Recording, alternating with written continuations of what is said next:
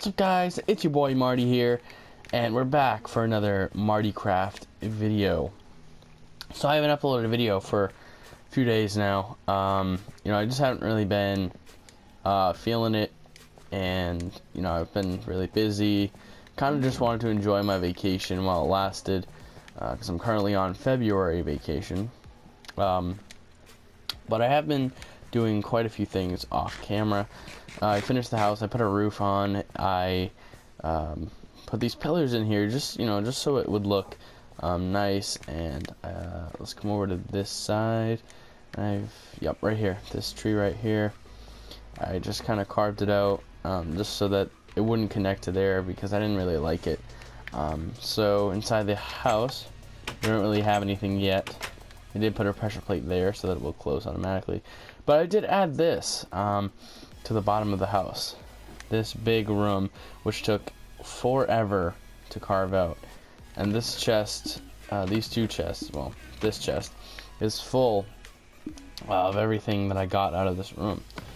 And that's not even all of it, because I made some stone bricks and stuff like that too, with some stone and cobblestone and stuff like that. So I did use some of the resources, or some of the blocks and stuff from here, which were from this room. So that's not entirely everything. There was more stuff, but that's just what we have now. Another quick thing, I'm not sure if anyone's noticed this or not, but the recent update, the bug fix update, they added this, where now when you break chests, they have a breaking animation. But I think it's a glitch, because it's not supposed to be white like that. I think it's supposed to be black, like when you break a block like this, when you break one like that. But then when you break this one, it's white. I'm not sure if that's a bug or not, but it does work for both. And also, if you I don't know if you can tell, but the chest icon down there in my hotbar is kind of see-through. The top of the chest is kind of see-through, so you can see this part of the chest. When I close it real quick, you can see the black square there. You can see that in my hotbar. So let's just quickly place those. And so I just gotta bring everything down here in these chests. And then I'm gonna kind of decide what to do in that room, like how to decorate it. Maybe we'll separate the room into different rooms, because it's so large. Maybe we could do that. Maybe we could do some sort of like industrial base type of thing. That'd be pretty cool. So I'm just gonna bring everything down here and put them in the chest, and I'll see you guys once I'm done with that.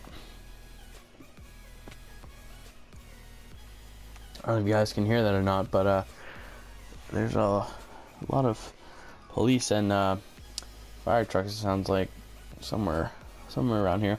Anyway, so we brought everything from up there down here. Now I also kind of fixed this tunnel, because it was granite and dirt and stuff like that, and that was really bothering me. I just have OCD about that kind of thing. Oh god, oh crap, I forgot to bring dirt back up here. There they are. Oh, a creeper too. Let's kill this guy. Well, hopefully that creeper didn't see us. Oh, come on. There we go. 1, 2, oh my god, 3. Boom, he's gone. And I heard a spider too, right here. There you are. And you're dead. Let's just grab some dirt. Grab some of this, just to fill in that hole over in front of the house.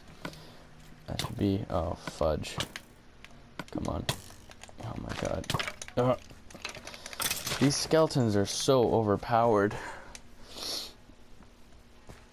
Oh, I'm sorry if I keep pausing in the middle of a sentence, because it's just, I don't know if you can hear it or not, but I'm really congested right now. I think I'm starting to get a cold. Oh, son of a bitch. So I just gotta I produce a lot of mucus for some reason. So every once in a while I'll have to kind of stop to either clear my throat, or kind of swallow the mucus that's going down my throat, because I'm not gonna hawk up a loogie in your ear. That would be kind of rude.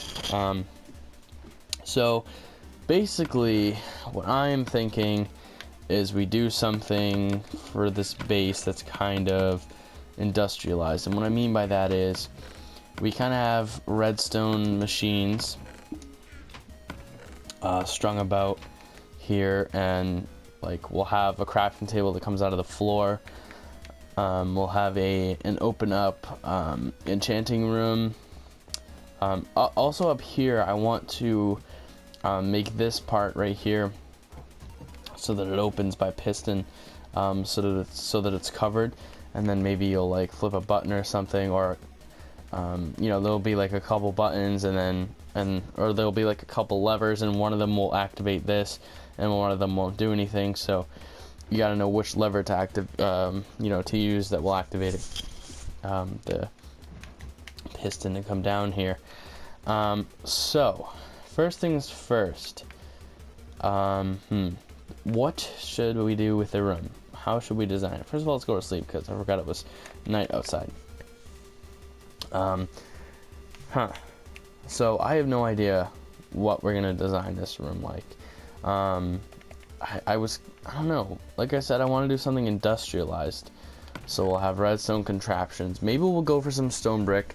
Stone brick's always good. Maybe we'll go for these polished blocks, the new polished blocks, like andesite, diorite, and granite. We can use stone slabs because stone slabs look nice together like that, or even just by themselves. It really depends, like I said, on what we're going for, and we're gonna be going for like an industrialized sort of thing, kind of like if you've ever seen on PC Minecraft the mod pack. Oh man, what is it called? Tekkit, I believe it's called, where with all the machines and stuff like that. Maybe we'll do something like that. We'll build something in the middle of the room here, maybe. I do want to have the room is a 19 by 19, I believe. So we'll have like a pop-up crafting table come out in the middle. And maybe we'll hook up some redstone lights along the walls. I'm not sure. Let's just eat this quickly.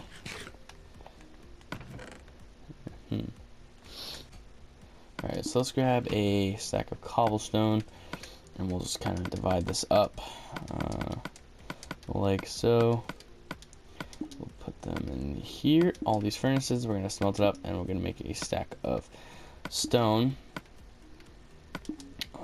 That way we will have enough for we're just going to make some stone slabs, but I want to use one of these stacks of stone for now, and then I'll replace this with this stack, which is currently cooking. Is that a baby zombie? I hear a baby zombie. Alright, so I'm thinking maybe we'll do stone slabs for the floor. How about that?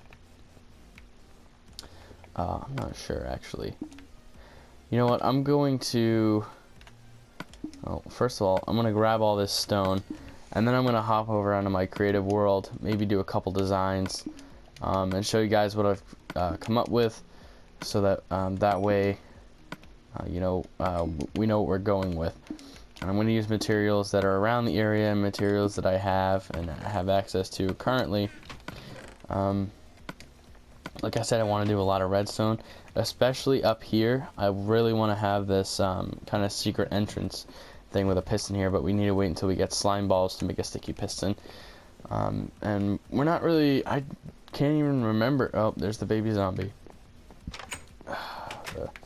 The bastard that killed us on the, oh god, he's got an iron sword. The bastard that killed us on the, oh, he gave it to me. The bastard that killed us on the first episode.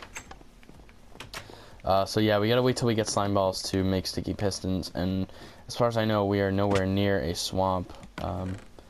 So we're just gonna have to wait on that. So that's another thing we'll do eventually. We'll do an automatic sorting system, which will be really cool. All right, so let me just put these away real quick, and I'm gonna hop over. Wow, I can't even speak. We're gonna hop on over to my creative world. I'm gonna make some designs for the room, and then I'll catch you guys over there.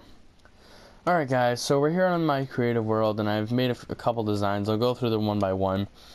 So this one, I went with the stone slab floor, and I kind of put stone bricks around the bottom here with some, I believe these are spruce logs here. And I kind of put them across the roof, across the ceiling, and the ceiling is diorite, I believe it's called, or andesite. Diorite, yeah, polished diorite. And the walls are polished granite. Now I didn't think this looked, this wasn't exactly the way I wanted, so I went to this design, which is a little more simple. It's just got the stone brick on the floor with the chiseled stone brick in each corner, with the polished andesite on the ceiling, and again it's got the spruce logs outlined and a dark oak wall. Now I didn't really like this one either because it was too dark for me, and I don't mean that there aren't any lights, but I mean like the logs and the planks blend together too well. So then I built this, which I think is probably going to be the new design. I really like the floor. It's outlined in cobblestone with the stone brick, and it's got a piece of polished andesite at the bottom of each one of these pillars, which is made of stone slabs, and it's outlined in spruce wood logs, and it's got oak wood logs in the middle. And on the roof we have what is it called, polished granite, and then redstone lamps in the ceiling as lights.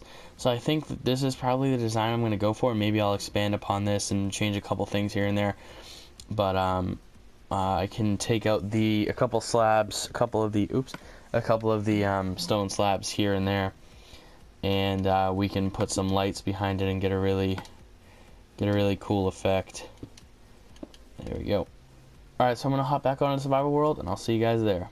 So I was watching this show over Christmas vacation a couple months ago now on Netflix, called Making a Murderer, and I don't have time to explain exactly everything in as much detail as I did a little while ago, and I forgot to press the goddamn record button. Well, I did press the record button, it just said I was recording and didn't. I don't know why the hell it does that, but it pisses me off. It really pisses me off, because I told the whole story in really, like, you know, in detail, so you guys could understand what had happened if you had never seen the show. But I just gotta sum it up now because I'm not gonna tell that entire story over again. So basically, there was a man who had a kind of history with breaking the law. He had, you know, a couple attempted robberies. Nothing like the fact that nothing like he had robbed a bank or anything like that. Just like small things, like he robbed a convenience store, where he attempted to rob a convenience store with like three or four of his friends. So he was basically not necessarily framed, but he was, the police in the county, Manitowoc County, made sure that he was guilty. They made sure that he was proven guilty and convicted in a case where a woman was assaulted on a beach, or like by the lake or something like that. And she was assaulted, and I believe the guy tried to rape her. So when she gave the description, the officer said, "Oh, that looks like Stephen Avery."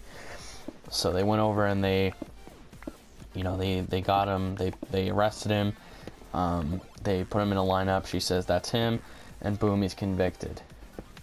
Turns out 18 years later, after he spent 18 years in prison, it wasn't him. They re-examined the DNA evidence and find that it was not him.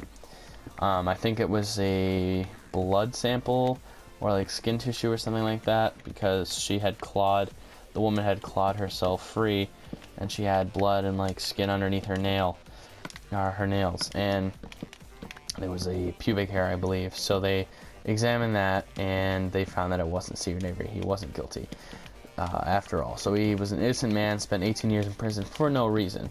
So he says, you know what? this is bullshit. I lost 18 years of my life because these people made me look guilty. So he decides to sue the county for $36 million. And conveniently enough, right when he's going to do that, and of course they're fighting this because, you know, they don't want him made to be looked like, they don't want to be made out to look like an idiot by some criminal. Their words, not mine. You know, he's got a criminal past, obviously, but he turned his life around, and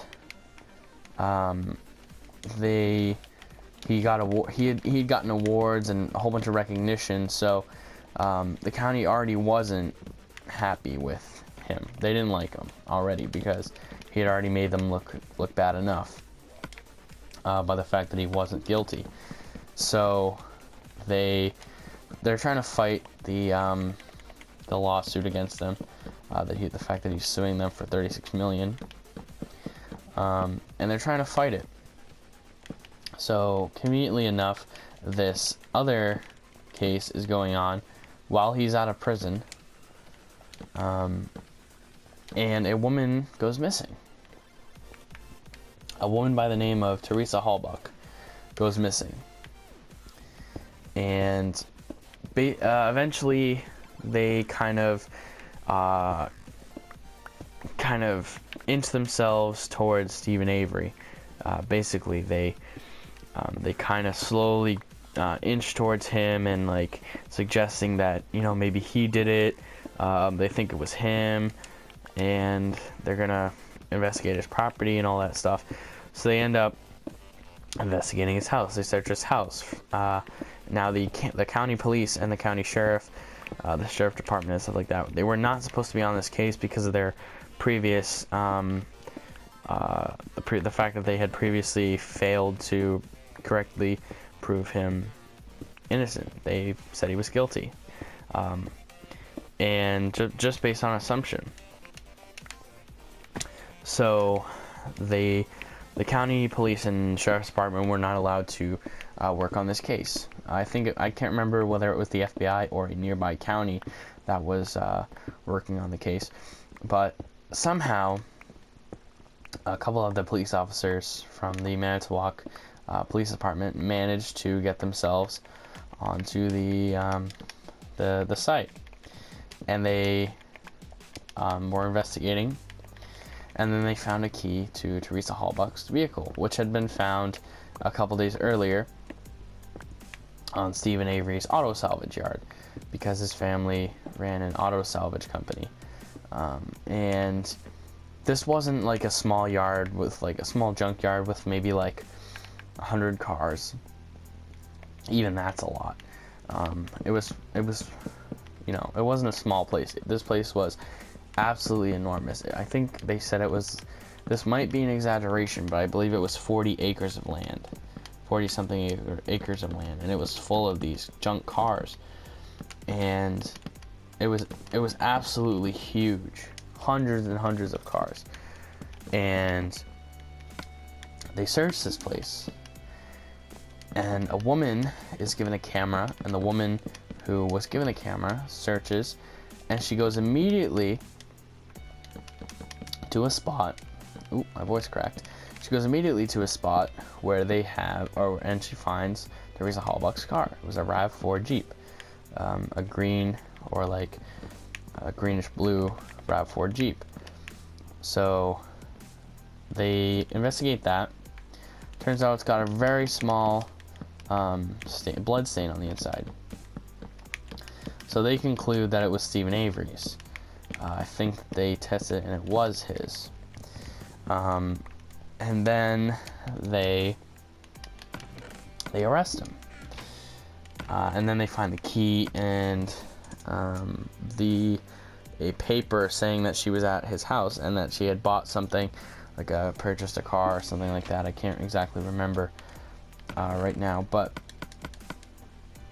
so basically they arrest him for finding his blood in her car, and he's like, really? I didn't do anything. and he knew it was coming. He said they're gonna frame me, because the cops had already started investigating him. So he says they're framing me. I know they're coming after me again. So sure as hell, the cops go after him again. They get him in custody, and he's arrested, and they're questioning him, and he's denying everything, of course, because he didn't do anything. He had alibis, by the way. His whole family. He was with his family during the whole time of this, and you know, they called them. The county literally called them liars and said that's not true. And you know, he was like, how can you call my family liars? You know, they were there. You can't call the witnesses liars. You know, they're my alibi. But you know, the county said, nope, you guys are all liars. So now Steven's in jail, and they're gonna prosecute him. Obviously, they're gonna charge him with the murder of Teresa Halbach, and he continues to deny it. You know, he says he didn't do it. He's got his alibis, all that stuff. And his nephew, Brennan Dassey, who is a 16-year-old with below average intelligence, I think his IQ is like 70, 72, something like that. He comes forward and he says, I was there when Steven killed Teresa Halbach. So they have some interviews with him. They interrogate him. And due to the fact that he is below average intelligence, you know, he's a shy kid. He always keeps his head down. He's quiet. He doesn't talk very much, you know, and he acts kind of in a way someone would be if they were suspicious, you know, like if they were kind of hiding something. But you know, he was nervous. He was being interrogated by some officers, and he had the police officers obviously use the intimidation tactics to interrogate someone. So obviously he was intimidated. He's a kid who doesn't know what's going on. Like I said, a below average intelligence. So basically what goes on in the interview or the interrogation is that they coerce him to say that what went on. And what I mean by this is they ask him, you know, what happened, what did you see, and he doesn't really say anything. You know, he says, oh, I saw Teresa, blah blah blah, all the stuff that, you know, they said in the news, all the stuff that he could have heard off the news, because by this time it was picked up by pretty much every media outlet that could get its hands on it, because media is, you know, they have to fucking broadcast everything. You know, murder, boom, they have hits. They use that as an immediate opportunity to gain more publicity. So this kid, they ask him, you know, what happened. They start asking him more specific questions, like, what did you do to her head? And he says, oh, Steven punched her. And you know, you can tell they're not getting the answers that they want, because he obviously doesn't know anything. So they're getting kind of annoyed with him, and they're saying, you know what, if you give us the answers we're looking for, if you tell us the truth, you're not telling us the truth. If you tell us the truth, holy shit. If you tell us the truth, we will, you know, it won't be as bad for you. We'll go easy on you. So he says, all right, and they start asking him questions. What did you guys do to her head? Did you cut her neck? And he says, yeah. And they say, why? And he says, because Steven made me. You know, he's saying things that he's not exactly confessing to. He doesn't come out and say it. They ask him if he did it. So basically, it's like asking a kid, kind of intimidating the kid, scaring the kid, a little kid. Because like I said, he's got below average intelligence. So he doesn't know what's going on. He doesn't know what they're doing. So he can't defend himself. So they get these quote-unquote confessions from him, and they start charging him. After which, in the interrogation, the interview, you can see where he was talking to his mom, and he says, they got to my head. She says, what are you talking about? What did you say? And he says, oh, you know, I told them that I was there and all that stuff. And she says, why did you confess? And he says, they got to my head.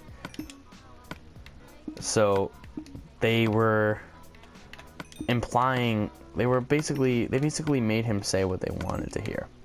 They made him say what they wanted to hear. And this kid said it because he didn't know what else to do. You know, he was afraid. So they eventually charge him. They arrest him.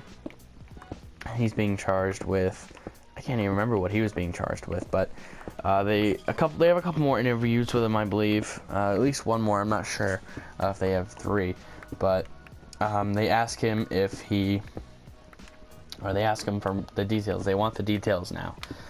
He says he went over to Steven's house after school. Steven invited him in to see something. He went in and he saw Teresa tied up on Steven's bed, and Steven made Brendan rape her and then slit her throat, but she didn't die, so they had to bring her out to the garage and shoot her in the head. They ask him what happened to her head again, and he says the same things that he said before. You know, we cut her hair, we punched her, things like that. He's not saying exactly what they want him to say, which is that she was shot in the head, because they can tell that from the bone fragments that they found. None of the public knows that she was shot in the head. So if Brendan were to come out and say, we shot her in the head, without them asking him, without them mentioning anything about her being shot in the head, they could have convicted Brendan and proved that he was there and proved that he knew that, because no one else knew it. So if Brendan knew it, he had to have been there. But he didn't. He didn't say that. The police asked him, they literally said, all right, we're just going to come out and ask you, which one of you shot her in the head? And he's quiet for a minute and he says, he did, referring to Steven. So they just made this kid say that they shot her in the head. So they're saying, all right, good, that's what we want. That's what we want to hear. You know, good job for you. Crap, I gotta put more coal in here. You know, you answer our questions, it won't be as bad for you as it will be for Steven, because he forced you to do all this stuff, and blah blah blah. So he's like, all right, you know, I'll cooperate. You know, he doesn't know any better. He's not smart enough to know any better. So all this stuff happens, and basically they put Brendan in jail. They arrest him, and they both get convicted and sentenced to life in prison with no parole. I think Brendan gets parole in 2038 or 2028, something like that. And Steven gets life in prison with no chance of parole. Just a whole bunch of things that are really, really suspicious on the county's part. Yeah. Enough about that. We've got a little bit more work to do on the room. We got some more work to do on the ceiling. We just got to add the pillars of the stone slabs and the andesite along the bottom, and then we'll do something else with the roof. The ceiling. I'm not exactly too sure yet, but we'll do that on the next episode. So I hope you guys enjoyed. Thanks for watching. As always, feel free to comment, like, and subscribe. And don't forget to check out the Netflix series, Make Your Murderer. So yeah, thanks for watching, guys. Again, don't forget to, feel free to leave a comment, a like, and to subscribe if you did enjoy. And I'll see you guys in the next episode. Peace out.